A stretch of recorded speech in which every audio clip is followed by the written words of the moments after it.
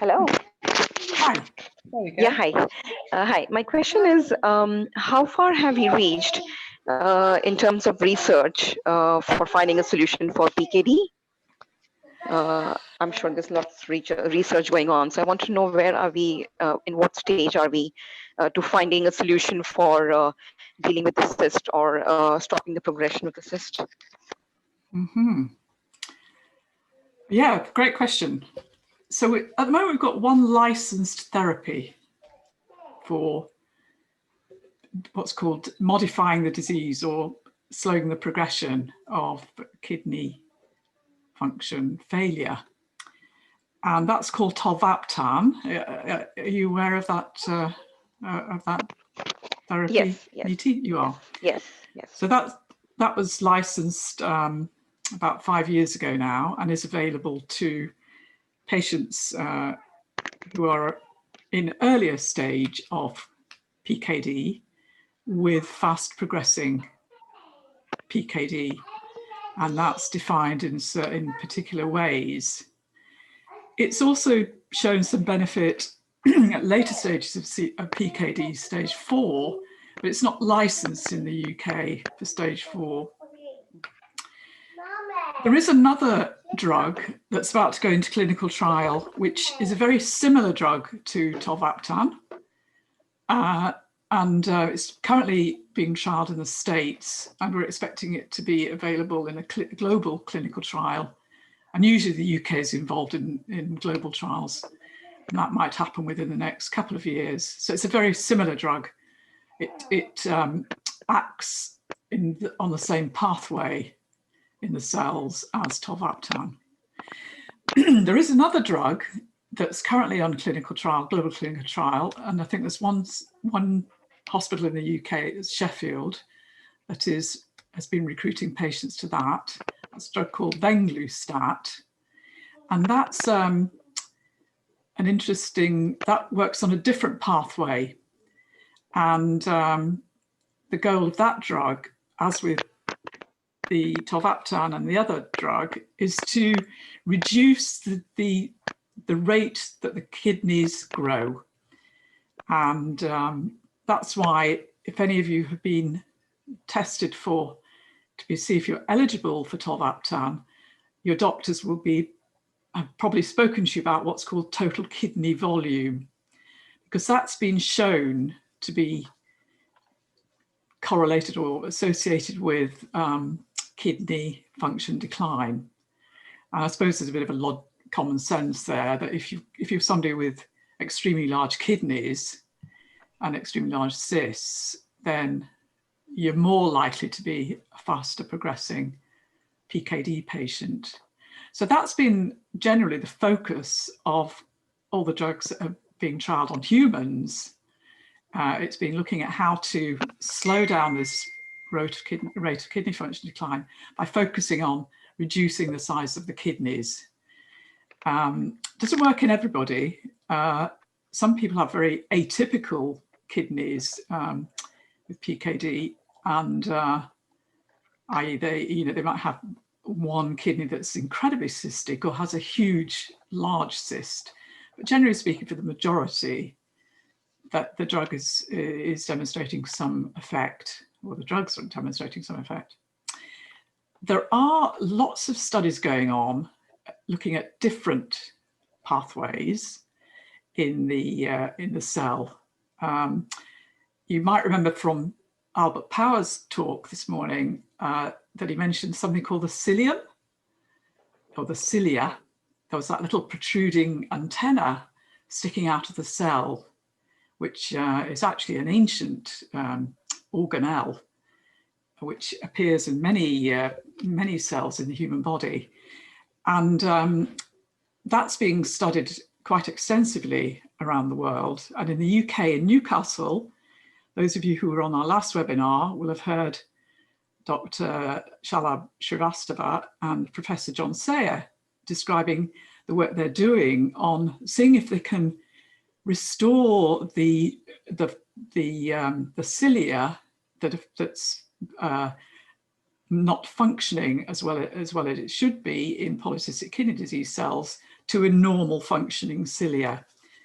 The theory there is that if you can turn the cilia back into something more like a normal cilium, you might be able to restore proper function. But a lot of those studies are still in very, very early stages. And I'll just point out here that many of these drug trials will be taking 10 to 15 years to come to market, in contrast to the vaccine trials. As we've seen, they were able to accelerate them and get them through animal testing and human testing incredibly rapidly. But a traditional drug, especially for a very complicated disease like PKD, from start to finish could take at least 10 and sometimes up to 15 years. So it's a slow process. It's expensive. A drug like tolvaptan may well have cost about £1 billion to develop because of the amount of testing that has to take place on stages well before it gets into human beings. So it's a long-term project developing drugs. But the good news is, compared with say 10, 15 years ago, there are many, many hundreds more scientists working at basic level of research into PKD. And that gives us a lot of hope that, in 10, 15 years time, we will have a lot of new therapies being tested out. And some of these therapies also may be available currently. There's a study that's just kicking off in Australia, that's using a drug called metformin, which is used in diabetes. And that's shown promise, early promise in tackling PKD. And so be reassured that many researchers, many experts in PKD around the world working on trying to find something that will, if not cure PKD, will at least stop us all experiencing the end stage consequences of PKD. And recently in the UK, we've joined forces with Kidney Research UK to form a partnership to accelerate PKD research by combining our funds and our efforts and our networks to really stimulate and promote more PKD research in the UK. I've got Sandra wants to ask a question. Mm-hmm. Sandra, can you hear us? Yes, I Thank can you very hear much. Hello. Sandra? Hello. Hi, Sandra. Hello. Can you hear me? Mm-hmm. Yep. Thank you very much for today. It was very, very informative. I've thoroughly enjoyed listening to the sessions this afternoon. I have a function of 20% at the moment. I was on tolvaptan and I came off it just after the lockdown. So I sort of feel a little bit in limbo as to what is going to happen now. I'm sort of waiting for hearing what's next. I know what's coming, but it's just that I just feel in limbo.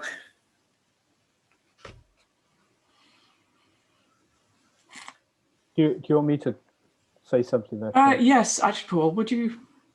Yeah, I think this is a real challenge for people with polycystic kidney disease and other types of kidney disease. It's about how does one maintain your life and your quality of life through the different stages of kidney disease. And with an eGFR of 20, so docs often use percentage, whereas percentage isn't probably a good field. So the best thing to think about is an eGFR of less than 60 is abnormal. In a few people over 60, it'll be abnormal as well. But eGFR is not a very accurate test when it's over 60. So an eGFR of 20, I'd usually say that to people, your kidney functions down to probably less than a third of normal.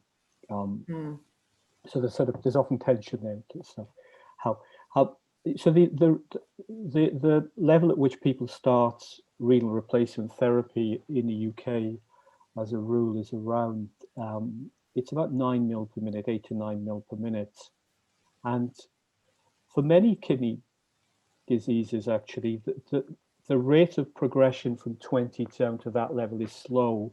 For polycystic kidney disease, it's often faster.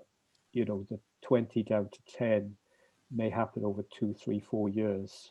It tends to be a faster progression for a number of reasons.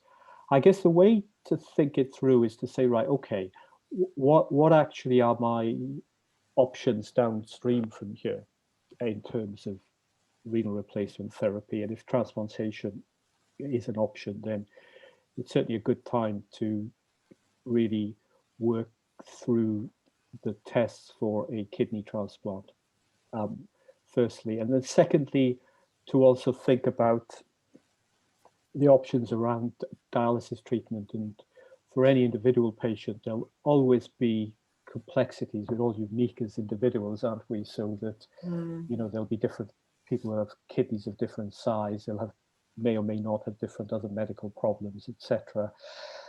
It's really, for me, then about getting that with the medical staff, focusing on those things that can really help you feel as well as possible on a day-to-day basis.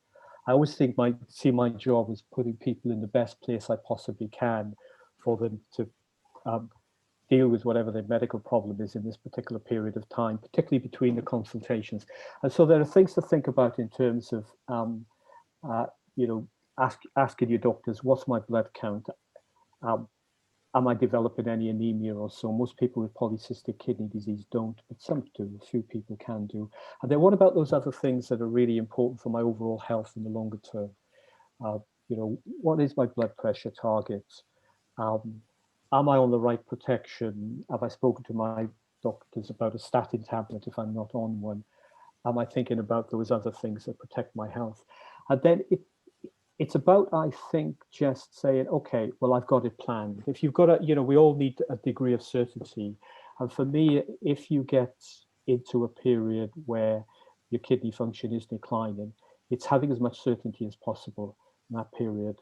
You know, without knowing what your speed of decline is, it's difficult to predict. But you know, it may be in 3 or 4 years' time that you reach the stage where your kidneys stop. And 3 or 4 years is a long time to be in limbo. Yeah. And it's about, you know, it's always saying, okay, let's have my checklist. What are the things that need to happen? Protect my cardiovascular system. My blood pressure is good. All the things that can help me symptomatically are in place. I've got my plan in terms of what I do when dialysis starts. And the other thing to think through, and you know, we're truly bad at this renal service level, and that's not a criticism. It's just an observation. But in terms of having the opportunity to talk through with people to see if there's any strategies that can help you manage in this period of time. And by people, I mean renal psychologists, to really provide a different perspective on where things are at in terms of your illness, and also, you know, give you a toolkit that you could use. And many centres also have really good peer support programs, where there are people who have you know, at different points of the pathway of you, but have experienced what you are in this period, and talking with them and, you know, getting their views on what they use to cope, and having people to talk it through with can be a big help. So, you know, there's a number of, I think it's coming at things from different directions and looking at it in a round, but getting medically everything as tight as possible, being really clear about what the staging posts are going forward, and really, you know, really having the support framework around you that can then, you know, we all need to live our lives, don't we? How do we, you know, medical conditions, how are they put in a place where that's it, it's there. I understand where that is, I know where it's going, but I'm in as good a place as I can be with it. And then, you know, how you can get, you know, continue to move on with things from there in terms of living outside your disease. Okay, thank you very much. That was useful information and advice. Thank you. Glad that helps, Sandra. We have we've got another question for Neeti. Neeti would like to ask a question. Neeti, can you hear us?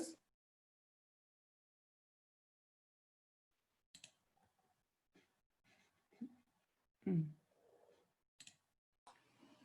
There's a very nice dog by the looks of the profile. Niti, can you hear us? Yeah. Oh, yes, yes. Hi. I got the answers from the previous discussion, so I'm okay for now. Thank Okay. you. Okay, thanks. Right. I think that's it. I've just had another quick look at the Q&A. Seem to have covered. There's a transplant question in there, Tess. Polycystic received liver transplant. Is it? Which one is that? Oh, polycystic liver and kidney, Oh, sorry. the liver transplant. We sort of. Oh, we dealt with that. Sorry, it's about vaccination. Yes, I think it was. Well, and this is actually somebody pre-transplant wondering whether that has any bearing, which I guess is an interesting question. Yeah, I think the timing of vaccination for people with transplants will be something that will be identified. I suspect if certainly from I'd be surprised if people won't be vaccinated from 12 months post-transplant. 12 months post, okay. And that'll be individualized based on the level of immunosuppression that people are having. Because I volunteered for one of the vaccine trials and was screened, and they weren't concerned about me, even though I was on the list at that point. Actually, they turned me down for another reason, but 2 days later I got a transplant. So I don't know how. I suppose they'd have had to unblind and work out if I'd been given the placebo or not. I don't know. It was rather peculiar because they weren't bothered that I was on dialysis and pre-transplant. Oh, did you say that? Sorry, did I hear that correctly? You said that post-transplant we wouldn't be offered the vaccine.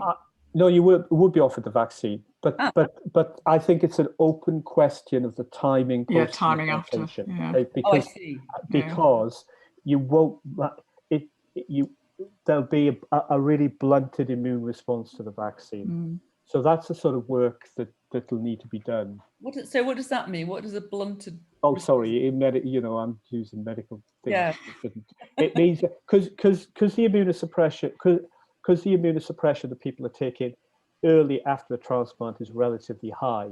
It means their immune system doesn't work in the same way. Therefore, it may not work. It may not mount a response against the vaccination. You need to mount a response against the vaccination to be able to mount a response against the subsequent COVID infection. Therefore, if you can't mount a response against the vaccination, then there's no point in having a vaccination. So the timing of that is that will need to be determined, and it may differ for different vaccines actually, because they'll differ in their ability to be able to activate the immune system. So you're suggesting that perhaps within, say, the first 12 months post-transplant, you may not get vaccine. It may not be appropriate to be vaccinated. Well, you may not get a response. I think what will happen. I'm being careful with my words here. I'm being speculative. I would speculate that there will be that there'll be a time frame within which it will be said actually people won't benefit from COVID vaccination post-transplantation. But what, of course, we're looking at is relatively few people being caught up in that particular question, because what we need to do is to get everybody who is pre-transplant vaccinated, and therefore they'll go into the transplant immune from COVID immune. That's going to be the priority. Yeah. So I'm just checking, make sure there's no other hands up or any other questions. We've still got 43 people in the webinar. Yeah, there was one earlier on actually. It was to do with nephrectomy before, with or separately from transplant, and whether someone who had pre-transplant nephrectomy would be a higher priority for transplant, and that's Mayo, who's still on the call. So that is very interesting. It's something we didn't get around to talking to with Hussein, because increasingly in the States, they are doing simultaneous nephrectomies and transplant with PKD patients. And it's never been really standard practice here in the UK.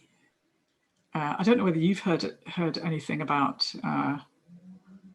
that, Paul. Whether you've heard that that's something that might well be considered. It's I think it's a question we want to ask the surgeons, because I know it's been tried. I think Imperial did a study, but generally speaking, it's not done. People will have nephrectomies pre-transplant, and sometimes post if they're having, they've still got infected kidneys.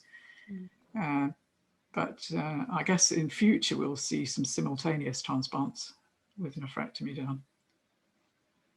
Yeah, simultaneous liver kidneys with nephrectomy.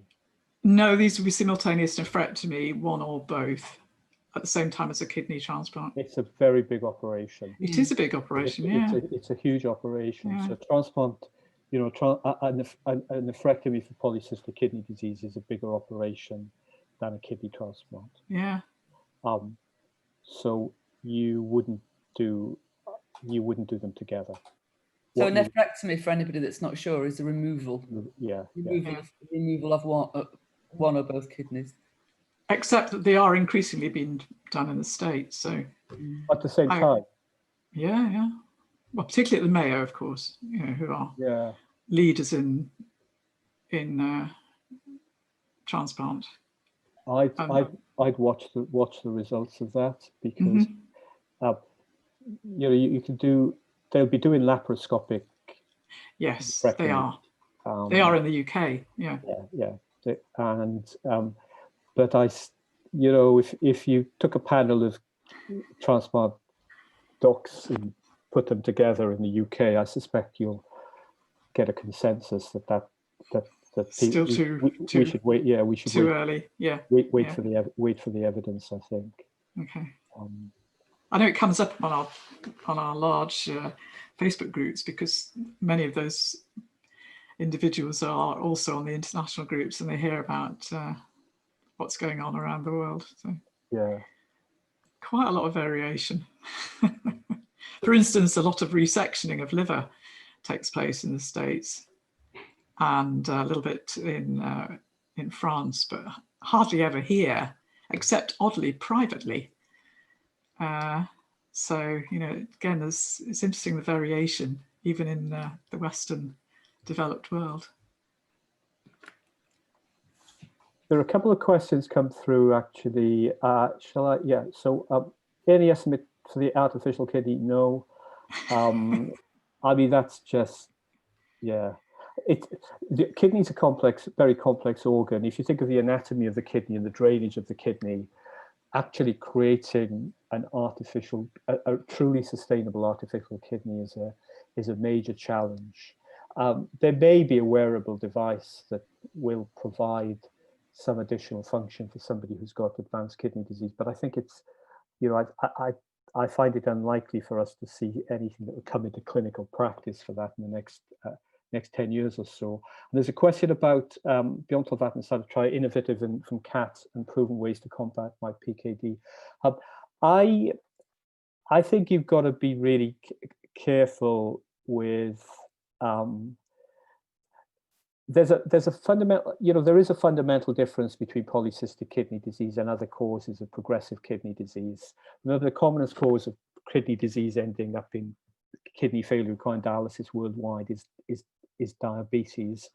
The approach to the management of that is fundamentally different from PKD. What you've put down there in terms of diet and supplements, I'd be really careful. If something's not shown to impact on the natural history of a disorder, then I wouldn't use it. If you think about things that you've got to manage PKD when you in CKD stage 4, the top line by far is about blood pressure control. It's top of the list by a mile, and it's astonishing how commonly that is not focused on. And focusing on it, ideally, is having a 24-hour ambulatory blood pressure monitor and agreeing, good accurate blood pressure targets. Firstly, and then secondly, those those lifestyle things which cut right across any other problem that one has around, healthy eating and exercise and so forth. But I think I'd advise not to go after things that are unproven, particularly when they're impacting on your quality of life on a day-to-day basis. If they're unpleasant to take or whatever, or they're, some things are quite expensive, and there isn't any particular evidence for them. Yeah, we're still at early stages of those trials. They're taking place in the US, and there's a small study in Germany looking at keto and the BHB supplement. But although it's been shown to be effective on rats and their cysts, it's not necessarily been shown to be effective on human beings and their cysts. Indeed. And you're absolutely right about blood pressure. That's why we encourage parents of children who are at risk or diagnosed with ADPKD to have their blood pressure monitored from an early age, after 5, 10 years old. And it's because there is probably up to 1 in 3 rather, or 1 in 4 children with ADP who've inherited ADPKD who may have hypertension. And getting on top of hypertension, as you've said, is hugely important. Has been shown, in studies to prolong life, because as we all know, who have parents who died from PKD, it's normally historically a heart attack that's been the cause, not kidney failure. So yes, it's something we urge all the time, and we know hypertension is a big topic of discussion and debate amongst our groups. So there's growing awareness, I feel, of the importance of taking a medication that's suitable for you, and trying to limit your salt and so on in your diet.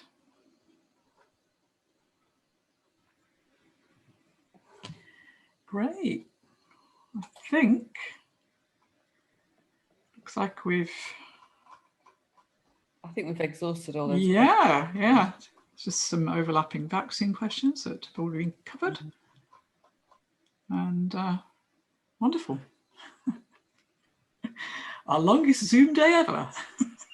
Yeah. I think we should say a big well done to Tess here, who, for those of people who are still on the call, Tess is only, are you 7 or 8 weeks post-transplant? No, 6 weeks post-transplant. Okay, I've moved you on a little bit there. So you're only a few weeks post-transplant. So it's a long day, and you are still recovering. So I think, well done to you.